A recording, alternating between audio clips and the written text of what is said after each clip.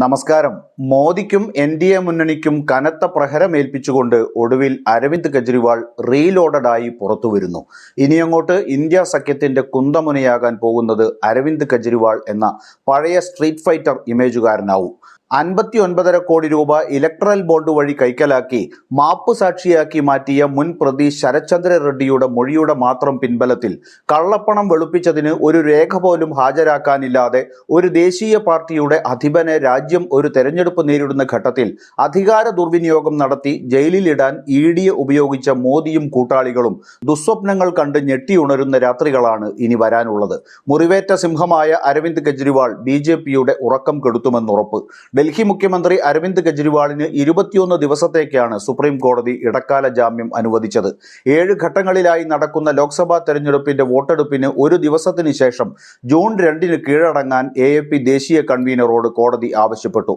അരവിന്ദ് കെജ്രിവാളിന് ഇടക്കാല ജാമ്യം അനുവദിക്കുന്നതിന് സുപ്രീം കോടതി ചൂണ്ടിക്കാട്ടിയത് AAP മേധാവിയെ അറസ്റ്റ് ചെയ്യുന്നതിൽ എൻഫോഴ്സ്മെന്റ് ഡയറക്ടറേറ്റ് വരുത്തിയ കാലതാമസമാണ്. 2002 ഓഗസ്റ്റിൽ കേന്ദ്ര അന്വേഷണ agency enforcement case information report അഥവാ ECIR രജിസ്റ്റർ ചെയ്തിട്ടുണ്ടെന്നും എന്നാൽ 2024 മാർച്ചിലാണ് കെജ്രിവാളിനെ അറസ്റ്റ് ചെയ്തതെന്നും ജസ്റ്റിസുമാരായ സഞ്ജീവ് ഖന്നയും ദീപാങ്കർ ദത്തയും അടങ്ങുന്ന ബെഞ്ച് പറഞ്ഞു.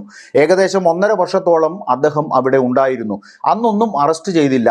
തെരഞ്ഞെടുപ്പ് പ്രഖ്യാപിച്ച ഘട്ടത്തിൽ നടത്തിയ അറസ്റ്റ് ഉചിതമായില്ല. 21 ദിവസം ഇവിടെ കസ്റ്റഡിയിൽ ഇല്ലെങ്കിൽ കേസിന് ഒരു മാറ്റവും വരാൻ പോകുന്നില്ലെന്നും ജസ്റ്റിസ് ഖന്ന പറഞ്ഞു. ലോക്സഭാ തെരഞ്ഞെടുപ്പിന്റെ പ്രചാരണത്തിനായി ജയിൽ മോചിതനാകണമെന്ന് കെജ്രിവാൾ ആവശ്യപ്പെട്ടിരുന്നു.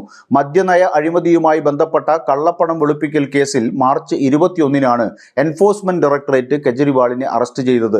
ജൂൺ 2 ശേഷം ഇടക്കാല ജാമ്യം നീട്ടണമെന്ന കെജ്രിവാളിന്റെ അഭ്യർത്ഥനയിൽ ഹർജി അടുത്തയാഴ്ച പരിഗണിച്ച് കേസ് അവസാനിപ്പിക്കാൻ ശ്രമിക്കുമെന്ന് സുപ്രീം കോടതി അറിയിച്ചു. 7 ഘട്ടങ്ങളിലായി നടക്കുന്ന ലോക്സഭാ തെരഞ്ഞെടുപ്പിന്റെ വോട്ടെടുപ്പ് അവസാനിക്കുന്ന ഒരു ദിവസത്തിന് ശേഷം ജൂൺ 2 കീഴടങ്ങാൻ അരവിന്ദ് കെജ്രിവാളിനോട് കോടതി ആവശ്യപ്പെട്ടു. ലോക്സഭാ തെരഞ്ഞെടുപ്പ് നടക്കുന്ന പശ്ചാത്തലത്തിൽ അരവിന്ദ് കെജ്രിവാൾ പുറത്തിറങ്ങുന്നത് പ്രതിപക്ഷ സഖ്യമായ ഇന്ത്യ മുന്നണിക്ക് കരുത്താകും. വോട്ടിംഗ് കഴിഞ്ഞ 3 ഘട്ടങ്ങളിലും പോളിംഗ് 2019 അപേക്ഷിച്ച് കുറവാണ് എന്നത് പ്രത്യേകം ശ്രദ്ധേയമാണ്. ഇത് ഭരണവിരുദ്ധ വികാരത്തിന്റെ പ്രതിഫലനമാണ് എന്നാണ് പൊതുവായ വിലയിരുത്തൽ. ഈ സാഹചര്യത്തിൽ അരവിന്ദ് കെജ്രിവാൾ കൂടി പുറത്തെത്തുന്നത് ഇന്ത്യ സഖ്യത്തിന് അനുകൂലമാണ്.